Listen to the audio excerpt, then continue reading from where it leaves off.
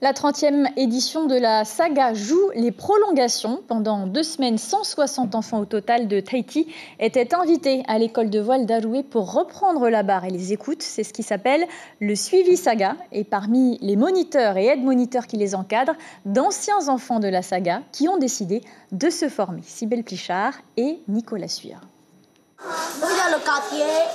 Le berceau de la saga, c'est ici, à l'école de voile d'Aroué. Depuis 1993, près de 20 000 enfants ont pu découvrir l'univers de la voile et les valeurs qui l'entourent.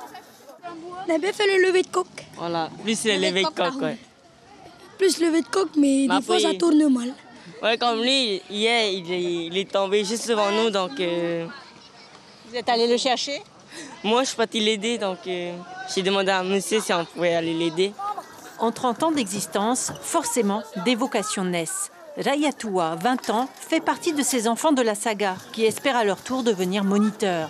Leur motivation va bien au-delà de leur passion pour la voile. Les enfants sont leur miroir. La saga, en fait, c'était un moyen de pouvoir rassembler un peu tous les enfants. Justement, les enfants qui sont en difficulté, ceux qui ont des problèmes. Et ça leur permettait d'avoir au moins une semaine de repos sur 1 an, quoi. Je ne dis pas que j'ai vécu ce qu'ils ont vécu, mais j'ai ma partie de mon histoire qui me rapproche d'eux.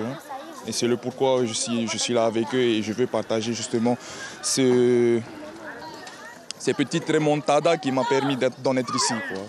Et comme vous avez vu, il y a un nuage qui arrive. Ça va swinguer, ça va y aller, mais on va quand même s'amuser. Ta cam, elle est de travers! Comme Rayatua, Heiava suit la formation proposée par la Fédération tahitienne de voile. Huahine, Moorea, Bora Bora ou Punui, la saga a rythmé son adolescence avec toujours cette même émotion. Quand tu commences la semaine et que tu vas en famille d'accueil, au départ, tu n'es pas très à l'aise et tout. Mais après, quand la semaine passe et quand tu arrives à la fin, tu te dis qu'au final, voilà, c'était bien et tu restes attaché, quoi.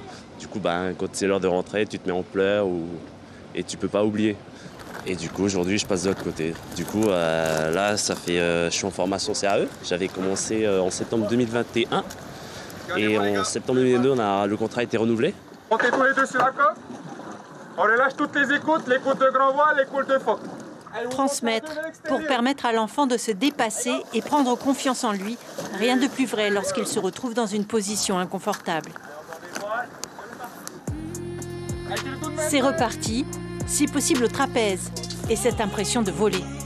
On est 3, 1 ou 2 qui gèrent le phoque, ou un qui fait la voile et un qui fait le barreur. Toi, t'aimes bien barrer? Ouais. Pourquoi? Il y a plus de sensations que de rester sur le phoque. Un vent de liberté souffle dans la baie de Matavai. Apprendre et s'épanouir dans la bienveillance, toute l'ambition de la saga, devenue celle de Rayatua et Heiava. L'information en continu sur Polynésie la première, Internet et réseaux sociaux.